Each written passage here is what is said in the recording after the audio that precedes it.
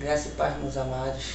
Hoje estamos aqui com o Jefinho, convidado. E aí, pessoal, bom dia, boa tarde, boa noite, pastor. Hoje vamos aqui compartilhar um pouco da palavra de Deus, falar um pouco, conversar um pouco sobre o conhecimento que a gente sabe, sobre Cristo. E espero que essa conversa aqui edifique um pouco aí cada um que assistir esse vídeo, que vocês gostem. E hoje o tema a gente vai falar um pouco sobre o templo feito por mãos humanas, que às vezes as pessoas confundem muito, porque somos templo do Espírito Santo, sim, mas somos membros. Cada um da gente somos unidade. E nisso, junto, a gente faz o templo do Espírito Santo, comunhão com os irmãos. Então, pergunto ao Jefinho, Jefinho, explica um pouco mais do seu conhecimento, assim, o que você acha sobre o templo feito por mãos humanas, e a importância de hoje a gente ter a igreja ali, o templo, o significado também para o cristão aquilo ali, a importância disso tudo. Então, para a gente começar a entender como funciona esse negócio de ser templo, estar em templo, a gente tem que chegar um pouquinho para trás. Porque, como dizem na cultura moderna, para a gente entender o presente, a gente tem que olhar para o passado. Como foi a mensagem de Cristo, de Jesus e de Deus foi passada a chegar até nós. Você tem uma formação de uma nação através de Abraão. Abraão foi pai de nações e da descendência de Abraão veio a tribo de Israel, que é a tribo onde veio nosso Salvador. Desse ponto, não digo que não precisava de uma igreja, porque a mensagem era passada de geração em geração. O seu pai falou com você, que ele pegou a mensagem do avô, que o avô já vinha todos os registros do Pentateuco, aí já deu essa cultura do Pentateuco, já veio os profetas, enfim. Depois que a graça nos foi alcançada através de Paulo e através de Jesus Cristo, precisou-se criar polos. Por quê? Porque a mensagem não era passada de geração, era um cara, um casal que foi se convertendo e foi criando polos. Por isso que você tem a igreja de Roma, a igreja de Éfeso, de Laodiceia, a igreja de Sardes e todas as igrejas que foram criadas polo. Por que eu tenho que ir à igreja se eu sou o templo do Espírito? Deus habita em você, o Espírito Santo habita em você, você é feito imagem e semelhança de Cristo, isso todo mundo. Mas a sua humanidade, ela não foi criada para viver sozinha. Como disse Deus em sua criação, não é bom estar só.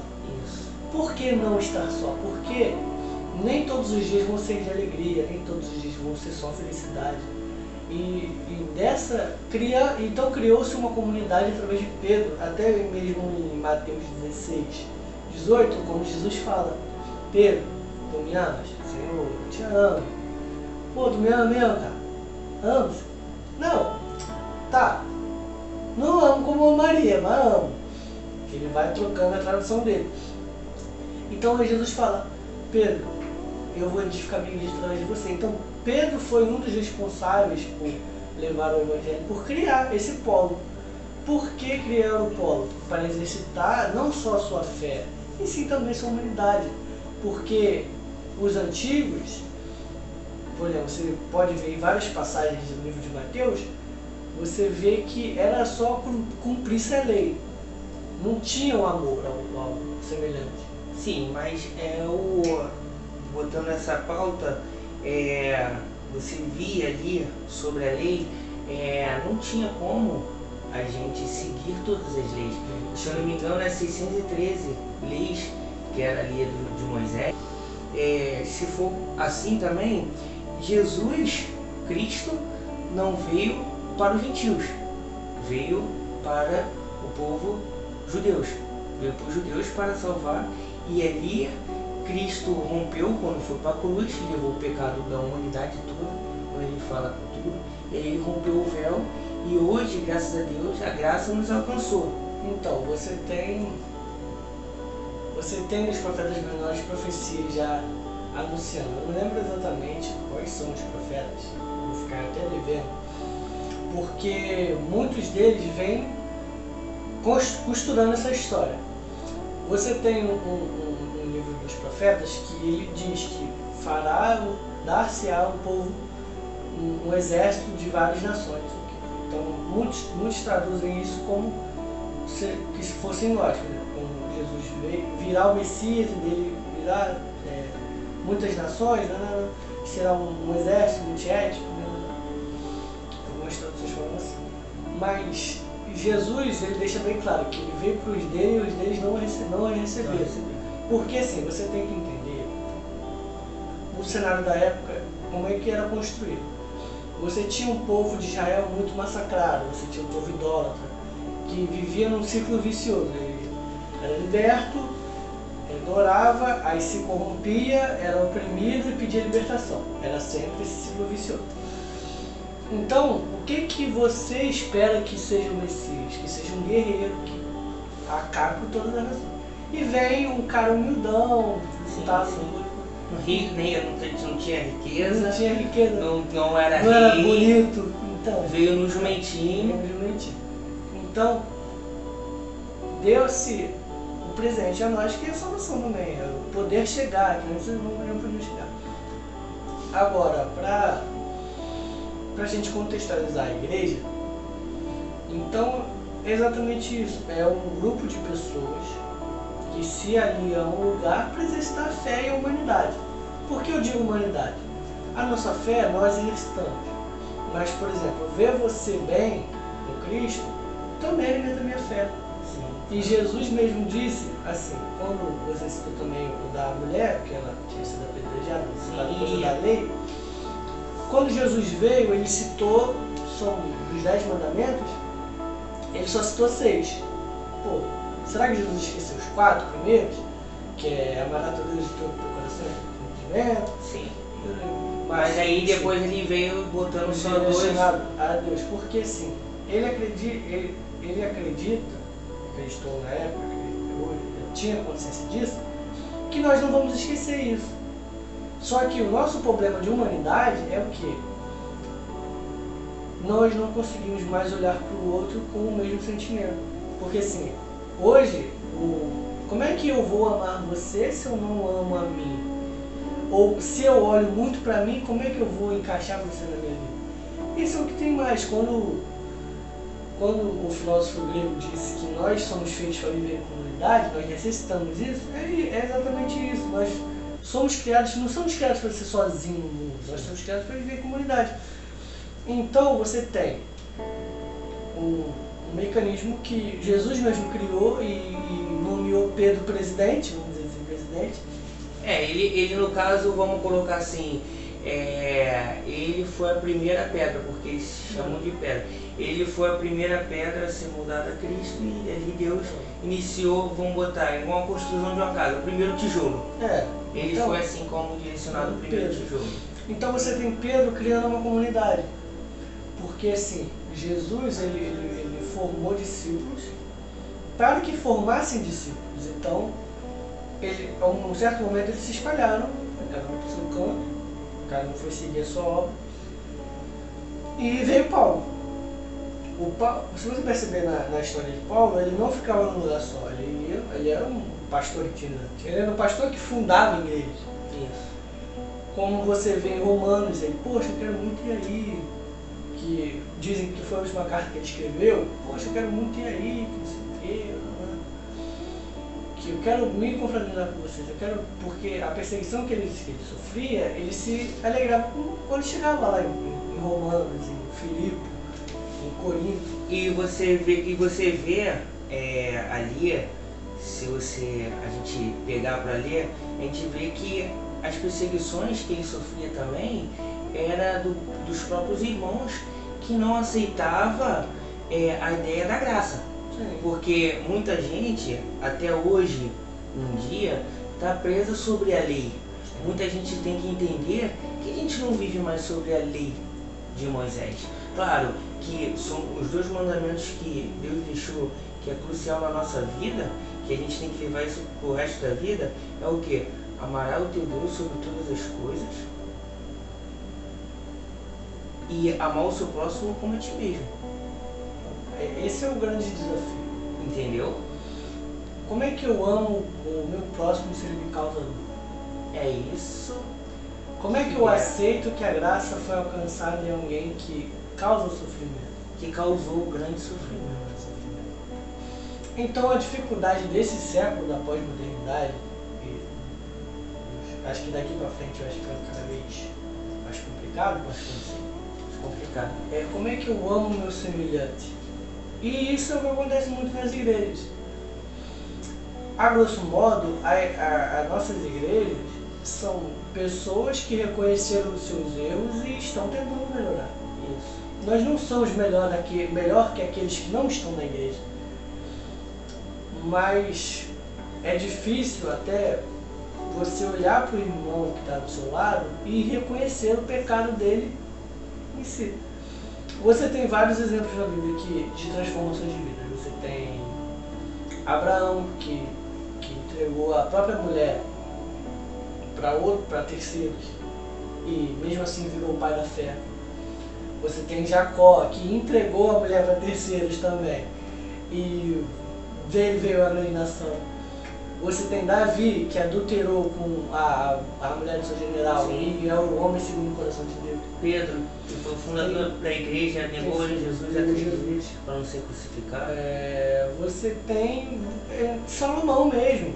Sim, um grande rei sábio. Rei sábio e errou várias. O problema não é o erro. O problema é não reconhecer o erro. Isso.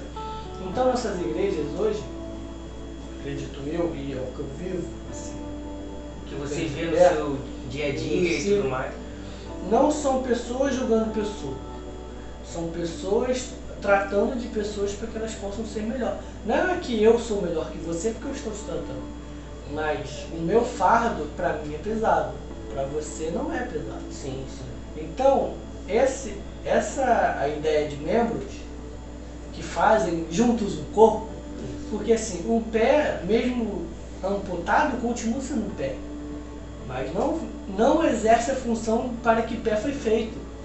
Você pode ter um pé, mas se o teu pé estiver fora do teu corpo, ele não funciona. Não funciona, é morto. Então, é morto. O braço também. Você pode ter 10 braços, mas se estiver fora do teu corpo, não funciona. Então, você tem essa ideia de juntar membros. Juntar, por exemplo, meu olho, eu posso enxergar com o meu olho, mas se eu não tiver um ouvido, eu não escuto. Sim. Então, essa junção de membros dentro de uma comunidade evangélica pode fazer da comunidade evangélica muito melhor do que um membro separado. Eu acho que essa é a nossa maior dificuldade de entender isso. Entender isso como corpo. E pra gente colocar fechar esse tema de o templo, eu acho que o templo ali é necessário, sim. Eu digo que eu gosto muito de estar comum com os irmãos, entendeu? A gente também tem que entender que a gente está ali em meio de várias pessoas, independente que seja o líder ao maior que a gente coloca não como dons, mas hoje coloca como os títulos, que eu acho que não existe mais título, sim dom que Deus dá, e as pessoas colocam pastor. A gente, sim, são lideranças que realmente a gente ali tem que ver, porque são pessoas sábias e tudo mais, que foi colocado ali, e a gente tem que entender que eles também são seres humanos. E a gente tem que entender que também eles erram, mas não é por causa disso que eu não vou ter comunhão dentro do templo feita por mãos humanas, para a gente estar ali comum com os irmãos e fazer um só corpo, que é Cristo, a cabeça. Então, eu acho que o que você falou realmente é isso, entendeu? Sobre o templo do Espírito Santo feito por mãos humanas, é necessário sim comunhão, e as pessoas têm que entender realmente isso, que todos nós somos pecadores, temos nossos erros, a gente erra sim, a gente vai sempre errar, a gente não é perfeito, mas que o templo ali é como um hospital, que a gente se cura, um curando um outro. Eu acho que assim, ninguém ali é o médico, ninguém tem o título de médico, não. Ali é um doente curando outro doente, e assim a gente vai fortificando cada vez mais e aprendendo um com os outros, como a gente está fazendo aqui. Entendeu? A analogia com o hospital é muito engraçada. Concordo com o que você disse, né? A gente usa muito a igreja como hospital. Isso. Mas de certa forma, ninguém gosta de estar no hospital. Ninguém gosta de estar no hospital. Mas acredito sim, é um tratamento. É um tratamento a longo prazo e vai ser a vida inteira. Até a volta de Cristo, ou até você se encontrar com Ele. Nós acreditamos nos chamados, nos 12 chamados, que isso entrela muito também com o corpo. Por exemplo, eu consigo chutar alguma coisa com o pé, mas eu não consigo pegar alguma coisa com o pé, assim, sozinho, não tem. Sim. E já com a mão eu consigo. Então, a minha mão tem a função de pegar as coisas e o meu pé tem a função de sustentar o corpo, ou chutar. Você que joga bola sabe muito mais que eu. O goleiro, ele pode chutar com o pé, mas a especialidade dele é a mão. É a mão. Então, o pastor da igreja, ele não é que ele seja melhor que eu, que sou membro, mas ele já tem uma visão dada por Deus um pouco mais do que eu enxergo. Então, assim, você tem, lógico que nós temos pessoas terríveis que se intitulam pastores. Não, isso também não só na igreja. A gente está colocando aqui em pauta a igreja, porque a gente está falando de Deus. Que a gente vive, é o universo que a gente vive. Agora, se a gente for colocar em vários lugares. Em geral, lugares, sempre tem um lugar. Sempre vai ter uma pessoa que, assim, acaba saindo da linha aonde era para estar. Entendeu? Então, assim, não falando do nosso universo. Mas o que eu penso é o seguinte, respondendo as perguntas que me fazem, mas fulano faz isso, fulano faz X, Y, Z. No reino de Deus, nós somos todos servos. Se eu sou pastor, sou, sei lá, bispo, sou diácono, presbítero, enfim, qualquer parte de um membro criado só por alguma hierarquia, uns são dons, outros são só hierarquia, mesmo assim eu continuo servo. E quem é servo de alguém. E esse alguém é Jesus Cristo. Sim, todos nós somos. Então, eu acredito sim. Você poxa, não vou para a igreja por causa de fulano que faz Y coisa errada. Deus sabe que ele faz coisa errada. Sabe?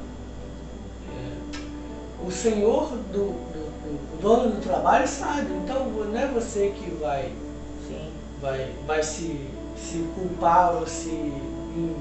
A gente fica com raiva, lógico, a gente tá só um ser humano.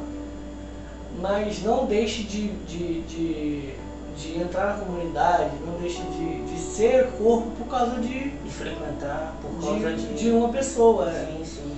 O seu caminhar com Deus é totalmente diferente e independente do ser humano que transveste a roupa de uma autoridade espiritual.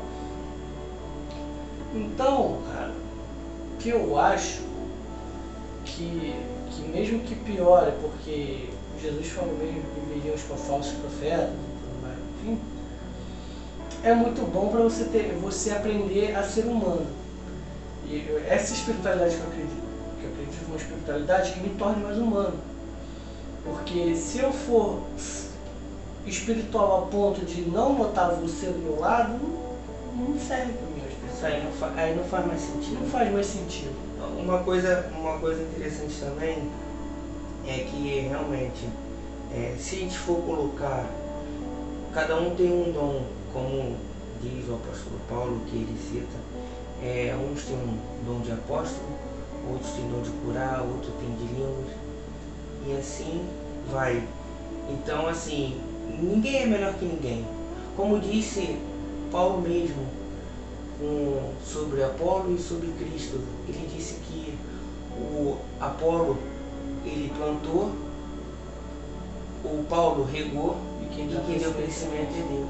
Então assim, a gente vê ali que Paulo, se a gente começar a ler as cartas de Paulo, ler a passagem dele, quando ele se transformou, que Deus escolheu ele para receber a graça, porque você pode olhar, tinha 12, e Deus escolheu Paulo, aquele que antes perseguia os cristãos, matava os cristãos, achando que estava fazendo para Cristo. Para você ver, ele, acho que aos 8 anos ou 8 dias nascido, ele foi circuncidado, ele seguia a lei ali, ó, retidão ali, e ele achava que estava fazendo. Então você vê uma pessoa que era assim, que seguia coisa, e hoje está seguindo a Cristo ali fielmente e tudo mais, e você vê que a humildade que ele tem, que ele fala, eu posso, Apolo pode plantar, eu ali rego, mas quem dá o crescimento é Deus. Para você ver, pode ser quem for, pode ser pastor, pode ser governador, pode ser o que for, e ele diz que acima de todos é só Deus, é ele que deu o crescimento. Eu vou dizer nas minhas palavras, assim, não lembro exatamente como é, que é o melhor título do reino é ser servo. É o maior. Você não vê, eu posso ser tudo, mas se você não for servo, não adianta. Somos todos servos. Né? Essa é a máxima do reino invertido, que é assim, que até mesmo Jesus falou, numa conversa com os discípulos, Jesus, então, quem é o maior de nós?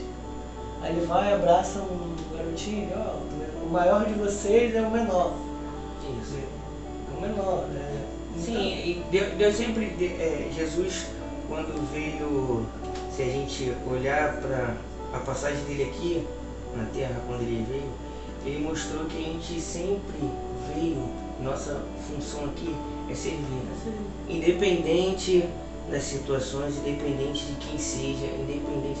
Eu falo isso para sempre falo no meu vídeo e eu sempre deixo bem claro, independente da religião, independente das pessoas, somos todos seres humanos. Sim, claro, temos nossos defeitos, somos muito difíceis de lidar, às vezes acordamos um dia não muito bem, outro dia alegre e tudo mais, mas a gente sempre tem que saber de uma coisa, vimos para servir, para ajudar o próximo, sem olhar as circunstâncias, o que vai faltar ou vai deixar de faltar, porque ele supre. Então é isso. Em relação a esse tema do Espírito Santo, o templo da a gente ir para a igreja, acho que as pessoas aí entenderam como funciona. O templo está aí, espero que vocês visitem um templo mais próximo de vocês aí, tenha comunhão com os irmãos sim, não deixam de ter, é muito bom. Não olha para o ser humano, somos todos iguais, independente de se ele ganhou o título ou o chamado, ou o dom dele ali é de pastor, outro é de pregar, outro é disso, outro é aquilo. Não vamos olhar para isso, não vamos colocar isso no coração, não vamos deixar isso nos ferir e acabar saindo, não tendo comunhão, porque não é isso que Cristo quer. Não é. Eu lembro, sempre quando eu falo isso, eu lembro de uma passagem que Deus estava vindo com os discípulos dele, e não lembro se foi Pedro, o discípulo dele disse assim para Jesus, Jesus, por que a gente não repreende aqueles que estão falando em seu nome? Porque eles não te seguem. E Jesus disse, se estão falando em meu nome, por que perseguir? Então eu acho da seguinte forma, meus amados, vamos parar de olhar para o próximo, porque ele não está na igreja, se ele está falando de Deus, mas ele não está na igreja. Irmãos, param com isso. Param de querer se achar que só porque você está indo no templo, está tendo comunhão com os irmãos, você é melhor que alguém. Somos todos servos. Se você parar um pouco aqui para ver esse vídeo todo, você vai ver que é isso que a gente está falando, que somos melhor que ninguém, porque Deus é acima de todos.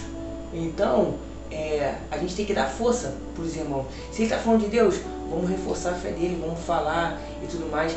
E você não precisa dizer, eu sou cristão, eu sou isso. Não, cara. Acho que a sua vida, o seu dia a dia, vai falar por si só. Você não precisa... Eu gosto muito de falar aquilo assim, a gente prega, a maior pregação é de boca fechada. É a nossa vida. A nossa vida tem que ser exemplo. As pessoas têm que ver Cristo na gente. Aí sim eu posso falar, eu sou um templo do Espírito Santo, porque Deus ali habita em mim. Agora o que adianta a gente falar da boca, sou isso, sou aquilo, tudo mais, e não está vivendo, não está ali mostrando para os seus irmãos, ajudando o próximo que necessita. Tem tanta gente aí necessitado. Na palavra mesmo diz, eu não me recordo agora, mas Jesus disse que a colheita, o plantio, como é que fala que a seara é grande, mas gente para colher. Isso. Exatamente. No grosso modo é mais ou menos isso. Entendeu? Então, se você olhar, tem muita gente para julgar e pouca gente para ajudar. Então vamos ser aqueles